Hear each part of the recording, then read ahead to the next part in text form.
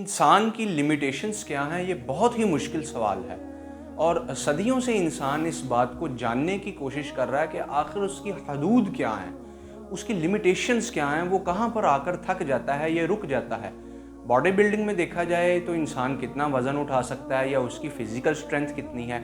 नफ्सियात के लिहाज से इस बात को सोचा जाए तो इंसान किस हद तक और कितना इंटेलिजेंटली प्रॉब्लम को सॉल्व कर सकता है। लेकिन अगर साइंस की बात की जाए तो ये मादी दुनिया से ताल्लुक़ रखती है, और अब तो साइंस भी गैर मादी चीज़ों की तरफ भी आ रही है, जैसे कि स्पेस और टाइम, जो कि गैर मादी अशिया हैं। लेकिन हम सिर्फ मादी पॉइंट ऑफ व्यू के सामने से इसको देखने की कोशिश करेंगे कि आखिर इंसान की हद क्या है, उसकी लिमिटेशंस क्या हैं, या वो किन पार्टिकल्स या छोटे छोटे ज़र्रात से मिलकर बना है।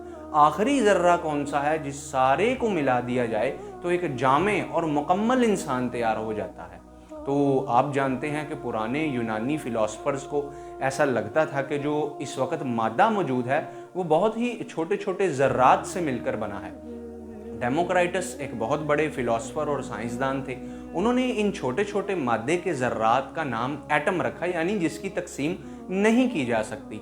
फिर आहिस्ता आहिस्ता इंसान के इल्म ने तरक्की की, या यूं कहना बेहतर होगा कि इंसान ने इवॉल्व किया, एवोल्यूशन हुई, इर्तका हुआ, और ये पता चला कि ये एटम भी मज़ीद छोटे छोटे ज़र्रात से मिलकर बना है, जिनको इलेक्ट्रॉन, प्रोटॉन और न्यूट्रॉन कहा जाता है।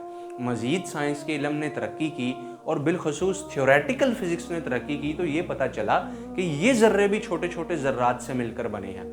तो चलिए आज हम एक ऐसे टेबल को समझने की कोशिश करेंगे जिसे standard model of elementary particles भी कहा जाता है, या standard model of particle physics भी कहते हैं, जिसमें वो तमाम ज़र्रात मौजूद हैं जो इंसान की इंतहा है।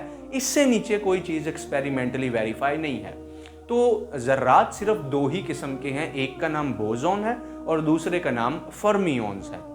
अब अगर फर्मियोन्स की बात की जाए तो उसमें भी छोटी छोटी दो कैटेगरीज हैं, एक लेप्टॉन्स और दूसरे क्वार्क्स। 6 तरह के क्वार्क्स हैं, top quark, bottom, up, down, strange and charm.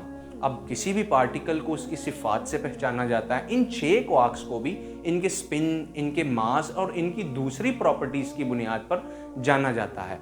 और लेप्टॉन्स की बात की जाए तो इसमें भी 6 तरह के ज़र्रात हैं, इलेक्ट्रॉन और उसका एक और ज़र्रा होता है जिसको न्यूट्रिनो कहते हैं। ये न्यूट्रिनो इलेक्ट्रॉन का न्यूट्रिनो है।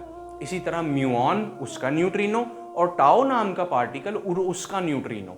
अब ये इलेक्ट्रॉन क्या है, इसको भी इसकी सिफात से पहचाना जाएगा, और इसका न्यूट्रिनो क्या है, इसकी भी ख़ास प्रॉपर्टीज़ हैं। जो प्रॉपर्टीज़ एक पार्टिकल रखता है वो प्रॉपर्टीज़ दूसरा पार्टिकल नहीं रख सकता। मिसाल के तौर पर जो मास इलेक्ट्रॉन का है वो मास क्वार्क का नहीं है, जो चार्ज इलेक्ट्रॉन के ऊपर है वो चार्ज प्रोटॉन के ऊपर नहीं है, और जो खासियतें हमारे पास टाओ और म्यूऑन जैसे पार्टिकल्स रखते हैं दूसरे पार्टिकल्स वो प्रॉपर्टीज़ नहीं रखते। इन पार्टिकल्स को पॉइंट पार्टिकल्स कहा जाता है, यानी कि नुक्ता, और नुक्ता रियाजी में सबसे छोटी चीज़ को कहते हैं। जब कोई चीज़ बयान ना की जा सके, बनाई ना जा सके, तो उसको एक नुक्ते के ज़रिए से दिखाया जा सकता है। नुक्ते की ना तो कोई शक्ल होती है, ना साइज़, ना शेप, और ना उसका कोई डायमेंशन या किसी न किसी डायरेक्शन में वो मूव करता है। इसलिए इन पार्टिकल्स को पॉइंट पार्टिकल कहा जाता है कि इनका साइज़, शेप और स्ट्रक्चर नहीं होता। यही छोटे छोटे पार्टिकल्स मिल जाएं तो इंसान वजूद में आ जाता है। अब एक सवाल तो हमेशा ही रहेगा कि आखिर हम अपने तौर पे अगर इन पार्टिकल्स को तैयार कर दें और इनका वैसा ही कॉम्बिनेशन तैयार करें जो इंसान के अंदर पाया जाता है, तो क्या उसमें ज़िंदगी होगी? ये बहुत मुश्किल सवाल है, इसका जवाब अभी तक नहीं दिया जा सकता। क्या उसको चलाने के लिए जो कुव्वत, जिसको आम तौर पर रूह कहते हैं, स्पिरिट कहा जाता है, क्या वो भी हम डाल सकते हैं? अभी तक इसके बारे में कुछ नहीं कहा जा सकता। तो फर्मियोन्स की 2 कैटेगरीज लेप्टॉन्स और क्वार्क्स हो गए। आगे है बोसॉन्स। अब बोसॉन्स वो पार्टिकल्स हैं जो फर्मियोन्स को बांध कर रखते हैं। जी हाँ, जो फर्मियोन्स को बांध कर रखते हैं वो बोसॉन्स कहलाते हैं। मिसाल के तौर पर क्वार्क्स को आपस में बांधने वाले पार्टिकल्स ग्लूऑन्स कहलाते हैं। ग्रेविटी को बांधने वाले पार्टिकल्स या फोर्स को बांधने वाले पार्टिकल्स हमारे पास ग्रेविटॉन नाम का पार्टिकल कहलाता है, और जो रेडिएशन का अखराज होता है उसके लिए W और Z बोसॉन्स। इसी तरह जो पार्टिकल्स मादे को आपस में बांध के रखता है, यानी इलेक्ट्रॉन, प्रोटॉन्स, एटम्स, न्यूक्लियस और इसके साथ साथ मॉलिक्यूल्स को बांधता है, वो फोटोन कहलाता है। यानी ये फोर्स है, इलेक्ट्रोमैग्नेटिज्म फोर्स, जो बांध के रखती है चीज़ों को, और ये बांधती फोटोन नामी ज़र्रे की वजह से है। अब ये तो हो गए बुनियादी ज़र्रात, और यही इंसान की लिमिटेशंस हैं। एक ज़र्रा और है जिसको हिग्स बोसोन कहते हैं। ये वो ज़र्रा है जो दूसरे ज़र्रात को मास फराहम करता है।